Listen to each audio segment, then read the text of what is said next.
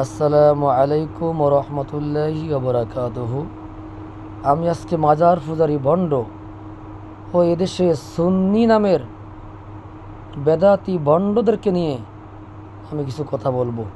এদেশের মাজার পূজারি সুন্নি নামের ভণ্ডরা আটরশি, দেওয়ানবাগি, তারপরে মাইজভান্ডারি, কুতুববাগি, সুরেশ্বরী, যত মাজার পূজারি আছে সবগুলা মাজার পূজারি ছিল আওয়ামী লীগের দালাল।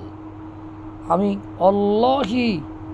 আমি বলতে পারি এদেশের যত মাজার পূজারি বন্ড ছিল প্রত্যেকটা মাজার পূজারি বন্ড, আটরশি, দেওয়ানবাগি, সুরেশ্বরী, মাইজভান্ডারি, এক কথা মাজারের প্রত্যেকটা যারা বাউল বক্তা, মাজার পূজারি বাউল বক্তা যারা বাউল গান গায়, বাউল মানে এদেশে যারা বাউল বক্তা, যারা বাউল শিল্পী, যারা পালা গান গায়, যেমন কিছু আছে বাউল বক্তা, যেমন আলাউদ্দিন জিহাদি, নকশবন্দি, তাহিরি, এরা হলো বাউল বক্তা।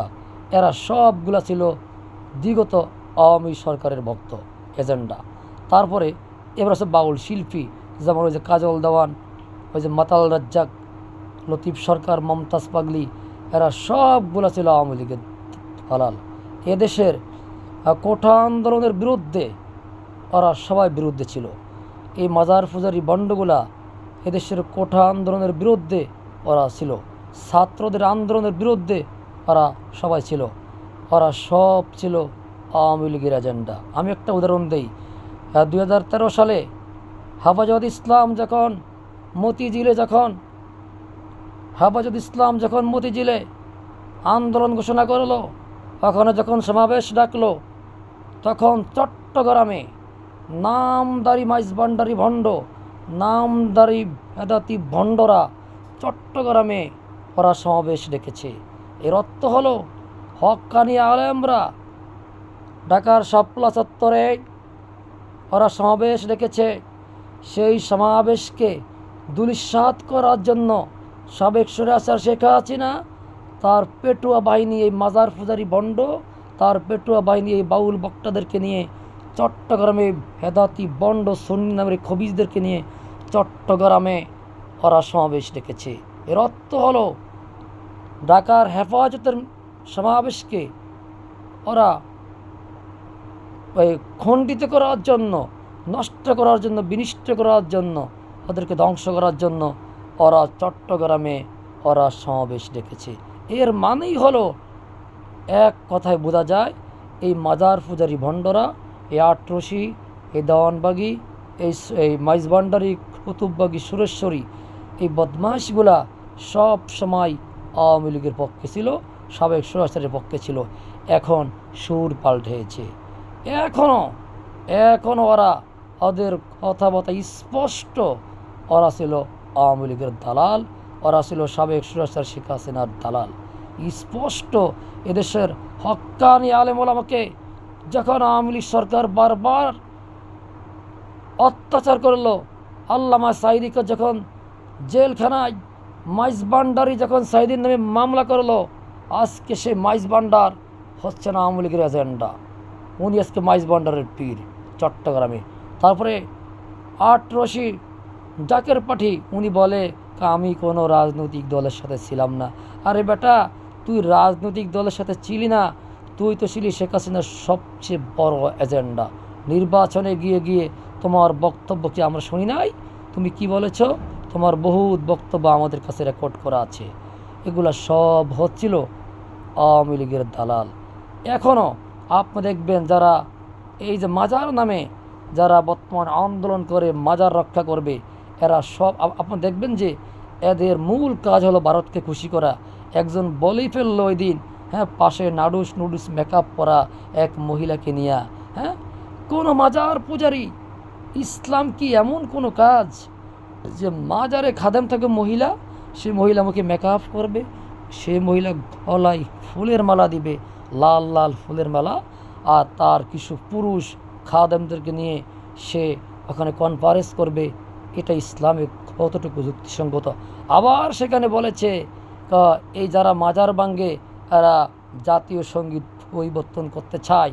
এই কথা শুনে আমার হাসি আইছে, কারণ এরা এই কথার মাধ্যমে আওয়ামী লীগকে খুশি করতে চায়। কারণ এই দেশের জাতীয় সঙ্গীত শেখ মুজিবুর রহমান তো 1971 সনে স্বাধীনতার পরে এই দেশে আইসে ঘুরিয়া বইয়েই উনি প্রেসিডেন্ট হয়েই আমার সোনার বাংলা আমি তোমায় ভালোবাসি এটা উনি বাংলাদেশের জাতীয় সঙ্গীত হিসেবে উনি লিপিবদ্ধ করেছেন। এজন্য তো ভারত সরকার অনেক খুশি হয়েছে। তো এখন এই মাজার পূজারি বন্ডরা বলে যারা মাজার ভাঙ্গে তারা জাতীয় সঙ্গীত পরিবর্তন করতে চায়, এর মানে হলো ওরা ভারতকে খুশি করতে চায়। আর যারা ভারতকে খুশি করতে চায় তারা কোনো অলি আল্লাহর লোক হতে পারে না, তারা কোনো ইসলাম প্রিয় লোক হতে পারে না, ওগুলা ভণ্ড, ওগুলা প্রতারক। এক কথায় আমি আবারও বলি, এই মাজার পূজারি ভণ্ডরা, এই দেওয়ানবাগী আট্টুসি মাইজবান্ডা ল্যাংটার মুরিদরা, ওরা সবগুলাই ছিল বিগত সরাসরি সরকার শেখ হাসিনার এজেন্ডা এবং ছিল শেখ হাসিনার দালাল। ওদেরকে ভালো মতন চেক করতে হবে। ওরা নেলে ওদের এই মাজারে বসে বসে গাঁজা খাবে, আর গাঁজা খায়া ওখান থেকে বসে বসে সন্ত্রাসী কার্যকলাপ করবে। তাই বাংলাদেশের অ্যাডমিনিস্ট্রেশনের, আইন প্রশাসনের অবশ্যই উচিত এই ভণ্ডগুলার প্রত্যেকটা মাজারে পুলিশের চেক দেওয়া উচিত, গাঁজা মদ ওখানে খায় কিনা, গাঁজা খায় কিনা, মদ খায় কিনা, নারী পুরুষ অবাধ মিলামেশা করে কিনা, উন্মুক্ত থাকবে, সবাই ভিডিও করবে, লাইভ করবে। আপনি একটা ভালো মজার খবর, আপনারা দেখবেন এই ভণ্ডগুলা অন্য তরিকার কোনো লোককে এখানে যেতে দেয় না, ভিডিও করতে দেয় না। আমি বিগত 15 বছর এই নারায়ণগঞ্জে আছি, দেওয়ানবাগিতে আমি একদিন ঢুকতে পারি নাই, ওখানে লক করা আছে, ওখানে ওরা দেখলেই বুঝে কোন তরিকার লোক। আমার কথা হলো, ইসলাম কি এমন কোনো জিনিস আপনি ঘরের ভিতরে বাক্সবন্দে ঘর আটকাইয়া, দরজা লাগাইয়া, সিগল লাগাইয়া আপনি বাক্সবন্দি করে ইসলাম পালন করবেন? এর নাম কোনো ইসলাম নয়। ইসলাম হলো উন্মুক্ত। আপনি উন্মুক্ত করে দেবেন, আপনি তাফসির করবেন, মাহফিল করবেন, কোরআনের কথা বলবেন, আপনি সব কিছু মানুষ ভিডিও করবে, লাইভ করবে, সব কিছু আপনি সামাজিক যোগাযোগ মাধ্যমে প্রচার করবে, মানুষ দেখবে, ইসলাম শিখবে। কিন্তু আপনারা এমন ইসলাম পালন করেন, আপনারা সারা এগুলো সমাজের মানুষকে দেখাইতে দেন না। এর অর্থ হলো আপনারা ওখানে গাঁজা খান, আপনারা ওখানে মদ খান, আপনারা ওখানে জুয়া খেলেন, আপনারা ওখানে নারী পুরুষে অবাধ মিলামেশা করেন, আপনাদের ওখানে সন্ত্রাসীরা থাকে। আমাদের কাছে এমন রিপোর্ট আছে, অনেক সন্ত্রাসীরা কোনো জায়গা না যাইয়া এই মাজারে আশ্রয় নেয়। ভাইরা আমার, এই জন্য এই মাজার পূজারী এই সন্ত্রাসীরা সব সময় এদেশের হক্কানি আলেম ওলামাদের বিরুদ্ধে ছিল, এবং বিএনপির বিরুদ্ধে ছিল, এমনকি জামাত ইসলামের বিরুদ্ধে ছিল, হক্কানি আলেমদের বিরুদ্ধে ছিল। এক কথায় এই মাজার পূজারী এই শয়তানগুলা ছিল আওয়ামী লীগের এজেন্ডা। তাই ওদেরকে অত সহজে সার না দিলেও ওদেরকে অত্যন্ত চোখে চোখে পাহারা রাখতে হবে। ইনশাআল্লাহ আপনারা আমার এই কথাগুলা সবাই একটু ভালো করে বুঝবেন।